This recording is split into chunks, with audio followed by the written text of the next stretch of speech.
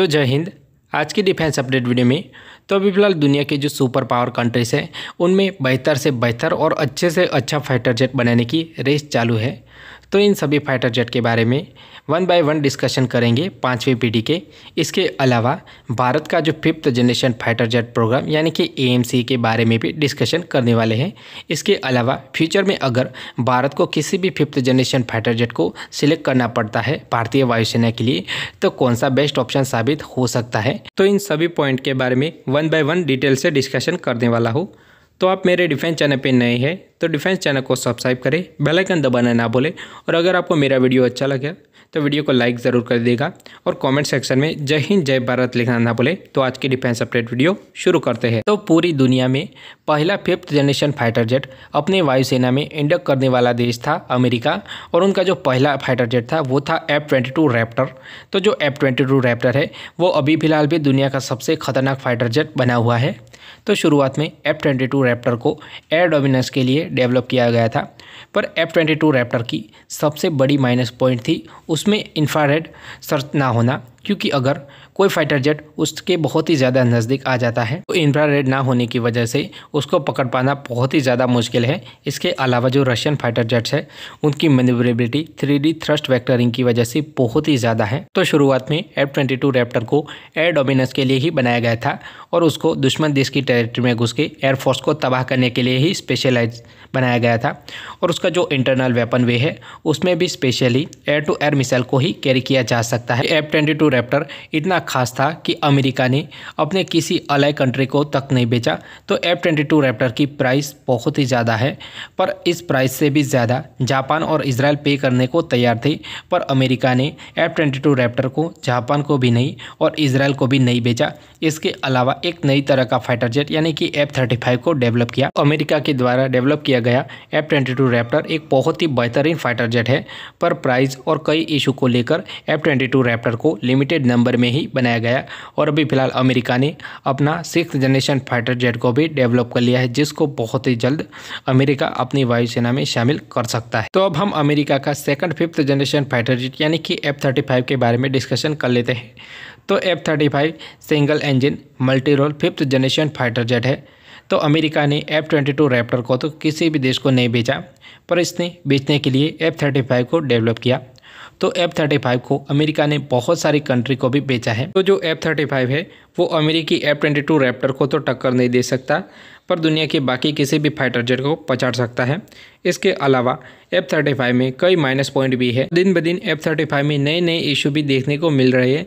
इसी वजह से जो देश F-35 को खरीदने में बहुत ही ज़्यादा इंटरेस्टेड थे और एक बड़े नंबर में F-35 को खरीदना चाहते थे, वो भी लिमिटेड नंबर में F-35 को खरीद रहे हैं। Next 5th generation fighter jet के बारे में बात करें तो यह है चाइना का J-20।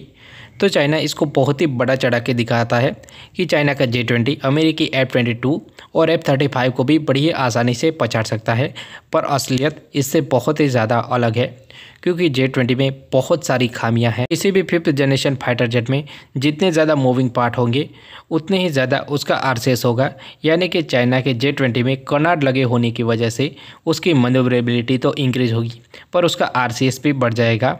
तो RCS बढ़ने से किसी भी एयर डिफेंस सिस्टम की नज़र में बड़ी ही आसानी से वो आ सकता है। इसके अलावा नेक्स्ट बात करें तो जो J-20 है उसके इंजन को लेकर समय समय पर बहुत ही ज़्यादा इशू सामने आए हैं।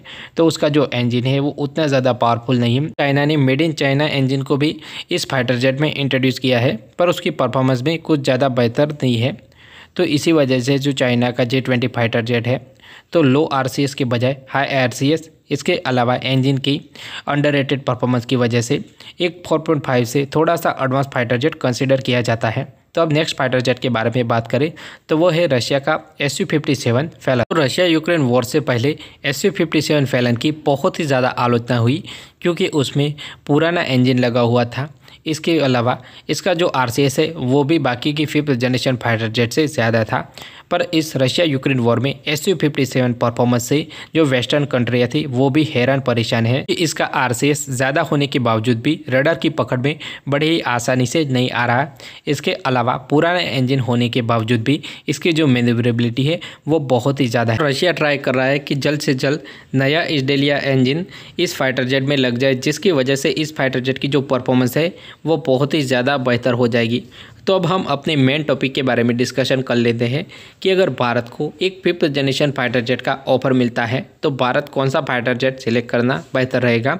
तो अभी फ़िलहाल ऑफिशियल तौर पे किसी भी 5th जनरेशन फाइटर जेट को भारत को ऑफर नहीं किया गया है, पर अभी फ़िलहाल पूरी दुनिया में 2 फाइटर जेट ऐसे हैं जो कि भारत को ऑफर किए जा सकते हैं।